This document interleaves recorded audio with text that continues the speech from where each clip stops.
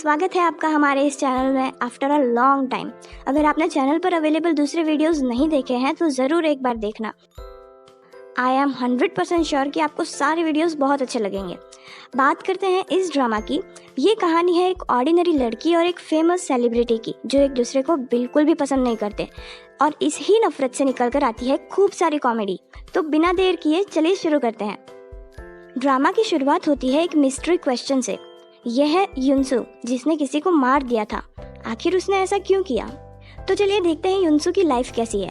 युनसू अपनी ग्रेजुएशन के बाद एक कॉन्ट्रैक्ट एम्प्लॉय बन चुकी है अपनी कंपनी में, और वो चाहती है कि वो उसकी कंपनी की परमानेंट एम्प्लॉय बन जाए, क्योंकि उसके घर की कंडीशन कुछ ठीक नहीं है। घर पर उसकी मॉम रहती है। वो अपनी पूरी कोशिश कर रही है इस कंपनी में अपनी जगह बनाने की। वो ऑफिस के काम को छोड़कर सारे काम करती है। अपने बॉस के ताने सुनती है, हरासमेंट सहती है, सीनियर्स के लिए चाय नाश्ते का इंतजाम करती है। वहीं दूसरी ओर इंट्रोडक्शन होता है एक सेलिब्रिटी का, जिसका नाम है कांग जुनयुक।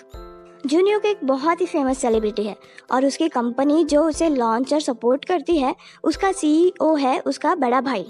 जुनयुक ने एक एडवर्टाइजमेंट को लेके एक कंपनी के साथ कॉन्ट्रैक्ट साइन किया था, और ये वही कंपनी है जहाँ पे युनसू काम करती है।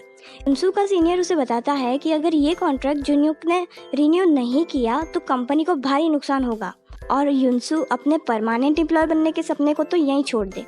सो ये बात सुनकर टेंशन में बाहर आती है, और तभी उसकी नज़रों के सामने हैंडसम सेलिब्रिटी की एंट्री हो जाती है। इसे देखकर युनसू के मुंह से भी क्यों की तरह एक ही वर्ड निकलता है, एकदम कड़क माल है ना।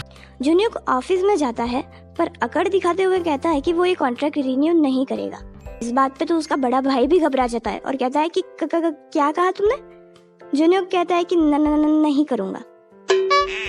सभी लोग टेंशन में आ जाते हैं कि इसको क्या हुआ।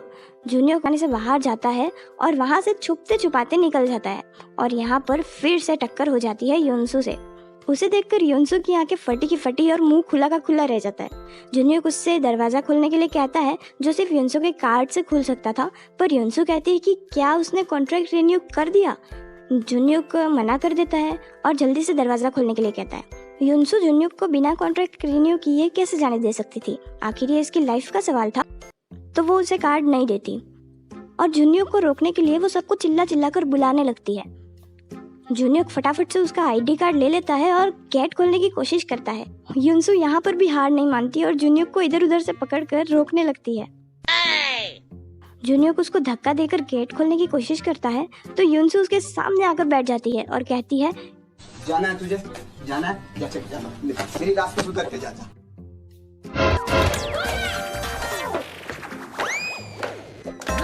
जुनयुक तो निकल जाता है, पर उसको ना रोक पाने की वजह से युनसू को डांट पड़ जाती है। युनसू सैड होकर बैठी होती है कि तभी उसकी मॉम का कॉल आता है। वो उससे कहती है कि उन्होंने उसके बॉस के लिए ड्राई फ्रूट्स भेजे हैं। शायद उसके बॉस को उसका ये गिफ्ट पसंद आ जाए और वो उसे फुल टाइम एम्प्लॉय बना दे। तो को पार्सल वाले का कॉल आता है, जो उसे कहता है कि उसका पार्सल उसके पड़ोसी ने ले लिया है। अब हमारे सामने एक और कैरेक्टर का इंट्रोडक्शन होता है। ये है युनसू का पड़ोसी, जो हर काम करने के लिए कुछ ना कुछ पैसे वसूल करता ही है। बोले तो एक नंबर का मक्खीचूस है। थोड़ा बुद्धू भी है, पर काम का आदमी है। वही युनसू की मॉम का भेजा हुआ पार्सल लेकर आता है, जिसमें से 5 ड्राई फ्रूट्स उसने खा लिए थे, पार्सल लेने का किराया समझकर। युनसू खाली जगह पर चॉकलेट भरकर अपने बॉस को दे देती है, और उसके बॉस की झूठी तारीफ करने लगती है। उसका बॉस पहले तो इसमें फंस जाता है, फिर उसे याद आता है कि भाई कॉन्ट्रैक्ट रिन्यू नहीं हुआ है, और परमानेंट एम्प्लॉय बनाने की बजाय कंपनी युनसू को बाहर ही निकाल देती है। Oh, no. ये सब लोग यहाँ पर ड्रिंक करने आए होते हैं, जो युनसू की कंपनी से विदाई की पार्टी है। पर यहाँ युनसू बहुत पी लेती है, और उसे उसके बॉस पर ना बहुत गुस्सा आ रहा होता है। आखिर उसने क्या कुछ नहीं किया कंपनी के लिए, और इसका रिजल्ट क्या मिला उसे? वो कुछ देर बाद नशे की हालत में एक स्ट्रीट से गुजरती है, जहाँ वो अपने बॉस को सर पर बॉटल मार देती है। ये आदमी वहीं पर गिर जाता है, लेकिन पीछे से उसे अपने बॉस की आवाज़ आती है। अगर उसका बॉस वहाँ है तो ये कौन है? युनसू इसका चेहरा देखती है। ये तो फेमस सेलिब्रिटी जुनयुक है। वो उसकी ब्रीदिंग चेक करती है, पर वो सांस नहीं ले रहा था। युनसू घबरा कर वहाँ से भाग जाती है, पर सब जगह जुनयुक के पोस्टर्स लगे हुए थे, जिन्हें देखकर वो और भी डर जाती है। उसके ऑफिस से कॉल आता है और उसे उसका आईडी कार्ड लौटाने के लिए कहा जाता है। वो अपना आईडी कार्ड ढूंढती है पर उसे कहीं नहीं मिलता। फिर वो उसी जगह पर जाती है जहाँ पर जुन्यूक गिरा हुआ पड़ा था, जहाँ उसका आईडी कार्ड भी उसे मिल जाता है और वो उसे ले लेती है और जाने लगती है कि तभी उसे कोई इंसान दिख जाता है। उससे बचने के लिए वो बोल देती है कि ये जो गिरा हुआ है ना, वो उसका बॉयफ्रेंड है जिसने बहुत सारी शराब पी रखी है। वो आदमी कहता है कि तुम्हारे लिए इसको ले जाना बड़ा मुश्किल होगा, रुको मैं पुलिस को बुलाता हूँ। ये बोलकर वो आदमी वहाँ से चला जाता है और आकर देखता है तो जुन्यूक और युनसू दोनों ही वहाँ पे नहीं होते। ये दोनों गए कहाँ? युनसू जुन्यूक को घसीटते घसीटते अपने घर ले जाने के लिए निकलती है ताकि वो किसी पुलिस के चक्कर में ना फंस जाए। सभी लोग बस उसी को देख रहे होते हैं। तभी भीड़ में से एक आदमी बोलता है कि ये लड़का तो जुन्यूक जैसा दिख रहा है। अब युनसू क्या करे, पर इसका इलाज भी युनसू निकाल देती है। वो जुन्यूक को एक प्लास्टिक बैग पहना देती है जिससे लोगों को लगे कि वो ड्रंक है और वॉमिटिंग ना करे, इसलिए उसने पॉलीथीन पहनी है। चलो भाई, ये प्रॉब्लम तो सॉल्व हो गई, अब कोई उसे नहीं पहचानेगा। लेकिन युनसू देखती है कि नई मुसीबत खुद उसकी तरफ चल कर आ रही है। पुलिस अपनी गाड़ी रोककर कहती है कि युनसू को किसी हेल्प की जरूरत है। युनसू मना कर देती है, लेकिन पुलिस वालों से कोई कैसे बच सकता था। वो उन्हें अपनी कार में बैठा देते हैं उन दोनों को अपने घर छोड़ने के लिए। अब पुलिस ऑफिसर और युनसू के बीच में एक ऑकवर्ड सी साइलेंस थी। तभी एक ऑफिसर कहता है कि ये तो डेड बॉडी है। खत्म, बाय बाय, टाटा, गुड बाय, गया। युनसू घबराते हुए कहती है कि वो बात ये है कि ऑफिसर कहता है कि मेरा मतलब है तुम्हारा बॉयफ्रेंड एक डेड बॉडी के जैसा लग रहा है, इसने इतनी सारी शराब पी रखी है। युनसू इतना घबरा जाती है कि उसके पसीने छूट जाते हैं।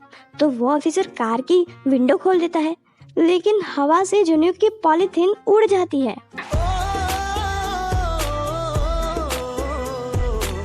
युनसू जल्दी से जुन्यूक के फेस पर हाथ रख देती है, पर एक ऑफिसर कहता है कि वो तुम्हारा बॉयफ्रेंड तो कितना हैंडसम है, ये किसी सेलिब्रिटी के जैसा लग रहा है। जुन्यूक, ये तो जुन्यूक के जैसा लग रहा है। अच्छा हुआ कि ऑफिसर को यकीन नहीं हुआ कि ये असली वाला जुन्यूक है, तो वो पुलिस इसके घर के थोड़ा दूर ड्रॉप कर देती है और पुलिस से बचने के बाद वो जुन्यूक को घसीटते घसीटते फिर से अपने घर तक ले आती है। और तभी फिर से नई मुसीबत उसके सामने आ जाती है। उसका पड़ोसी वो उसे लॉन्ड्री के कपड़े देने के लिए आया था। वो जुन्यूक को देखकर कहता है कि ये कौन है और ऐसे क्यों पड़ा हुआ है। युनसू कहती है कि ये मेरे भैया हैं, कजिन भाई, वो बहुत पी लिए है ना, इसलिए ऐसे सोए हुए हैं। ये उसकी बात मान लेता है और वहाँ से चला जाता है। युनसू जुन्यूक को घर पर लाती है और एक रूम में बंद कर देती है और थक के वहीं पे सो जाती है। वो जब जागती है तब उसे जुन्यूक की याद आती है और रूम में देखती है, पर वहाँ तो कोई भी नहीं होता। उसे लगता है कि वो ये सब सपना देख रही है और वो रिलैक्स हो जाती है। तभी एक पुलिस अफसर उसके घर पर आता है और उसे जुन्यूक के मर्डर के इल्जाम में गिरफ्तार कर लेता है। उसके घर को बहुत सारे पुलिस अफसर घेर लेते हैं और युनसू उन्हें रोकने की कोशिश करती रहती है और यहीं पर इसकी आंखें खुल जाती हैं। असल में ये एक सपना था। युनसू रूम में देखती है तो सच में जुन्यूक वहाँ पर पड़ा हुआ था। उसे देखकर युनसू को यकीन ही नहीं होता कि उसने एक इंसान को मार दिया। वो सोचती है कि उसे खुद को पुलिस के हवाले कर लेना चाहिए, पर फिर उसे विचार आता है कि अगर वो जेल में गई तो जेल से छूटने के बाद उसकी लाइफ कितनी खराब हो जाएगी। अभी ही उसको जॉब नहीं मिल रहा है तो बाद में तो क्या ही जॉब मिलेगा, और उससे शादी कौन करेगा। वो ये सब सोच ही रही होती है कि तभी उसकी मॉम का कॉल आता है। उसकी मॉम पूछती है कि क्या उसे परमानेंट एम्प्लॉय बना दिया गया। उसकी मॉम का कॉल वो बहाने से रख देती है, पर फिर बाद में बहुत रोती है और उसके बॉस को बहुत सारी गालियाँ देती है। आखिर ये सब उसकी वजह से ही तो हुआ है। वो अपने आप को पहले तो शांत करती है और फिर जुन्यूक के क्रियाकर्म की तैयारी करती है। वो इंटरनेट पर सर्च करती है कि एक डेड बॉडी को कैसे डिस्पोज किया जाए। वो उसके नोट्स बनाती है। पहला तरीका, पहाड़ों में इसे गाड़ दिया जाए, पर मैं वहां जाऊंगी कैसे, मेरे पास तो कार ही नहीं है। दूसरा तरीका, समंदर में इसको बहा दिया जाए, पर मेरे पास तो नाव भी नहीं है। तीसरा तरीका, इसकी बॉडी के टुकड़े टुकड़े कर दिए जाए। नहीं, ये मैं मर जाऊंगी फिर भी नहीं करूंगी। बहुत सोच विचार करने के बाद युनसू इस फैसले पर आती है कि वो केमिकल डिस्पोजल का यूज़ करेगी। बहुत सारा केमिकल लेकर आती है और बॉडी को डिस्पोज करने की तैयारी करती है। वो जुन्यूक की बॉडी को लेने के लिए जाती है, पर वहाँ तो कोई होता ही नहीं। वो पूरे घर में ढूंढती है, तभी कोई पीछे से उसके कंधे पर हाथ रखता है। वो पलट कर देखती है तो उसे जुन्यूक दिखता है, वो भी जिंदा।